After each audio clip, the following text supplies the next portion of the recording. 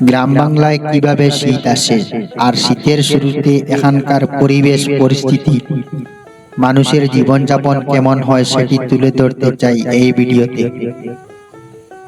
গ্রাম বাংলায় শীত আসে এমনই মোহনী রূপ ধরে, স্রষ্টা যেন নিজ হাতে রং তুলির আঁচড়ে আকাশ ও মাটির ক্যানভাসে এঁকে দিয়েছেন অপরূপ কোন স্বর্গীয় চিত্র। এমন দৃশ্য যে শুধু দেখা যায় গ্রাম বাংলাতে। ভাদ্রের তাল পাকা ব্যবসা গরমের পর নাতিশীতোষ্ণ আশ্বিন পেরিয়ে কার্তিকের শেষ ও অগ্রহায়ণের শুরুতে আগমনী বার্তা নিয়ে হাজির হয় শীত। এই সময় প্রকৃতিতে কুয়াশার আধিক্য তেমন থাকে না, আর মৃদু শীতের আরামদায়ক পরিবেশ বিরাজ করে সর্বত্রই।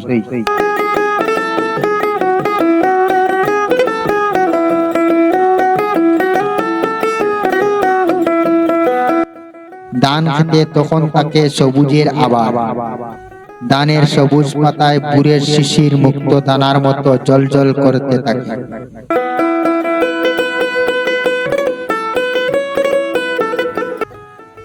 এ সময় আবহাওয়া এমন হয়ে যায়, স্নিগ্ধ সকালের বাতাস যেন শরীরে আদর বুলিয়ে দিয়ে যায়।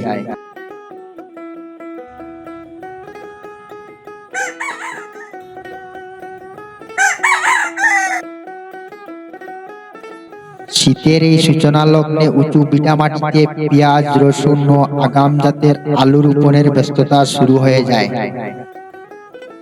পরম মমতায় মাটির বুকে ফসলের বীজ বপন করে গ্রামের কৃষক। কার্তিক পেরিয়ে অগ্রহায়ণের শুরুতে পাকতে শুরু করে ধান। সকালের লাল সূর্যের মৃদু আভা যখন সোনালি পাকা ধান ক্ষেতের উপর টিকরে পড়ে, তখন বাংলার প্রকৃতির শোভা পায় এমনই অনন্য এক মাত্রা। এ সময় মাঠে মাঠে শুরু হয়ে যায় ধান কাটার উৎসব, আর ঘরে ঘরে নবান্নের প্রস্তুতি। ধান কাটার সময় ফসলের ক্ষেতে চিরচেনা দারুণ এক মূর্ছনার সৃষ্টি হয়।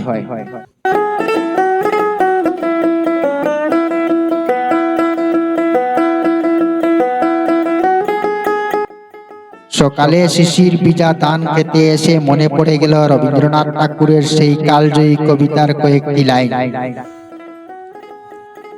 বহুদিন ধরে বহু ক্রুশ দূরে, বহু ব্যয় করে বহু দেশ ঘুরে, দেখিতে গিয়েছি পর্বতমালা, দেখিতে গিয়েছি সিন্ধু, দেখা হয় নাই চক্ষু মেলিয়া, গড় হইতে দুপা ফেলিয়া, একটি ধানের শীষের উপর একটি শিশির বিন্দু।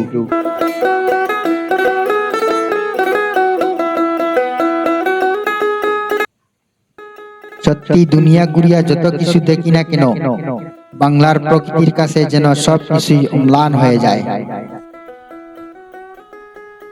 অগ্রহায়ণের মাঝামাঝিতে সকালের গ্রাম বাংলা ডেকে যায় কুয়াশার চাদরে। এ সময় প্রকৃতি যেন সেজে আসে নতুন সাজে। এরই মাঝে কৃষকের ঘরে ঘরে উঠে গেছে নতুন ধান। বাড়ির উঠানে বা খোলা জায়গায় চলে ধান মাড়াইয়ের কাজ। এখন গ্রামে গ্রামে ছড়িয়ে পড়েছে এইসব ধান মাড়াইয়ের মেশিন।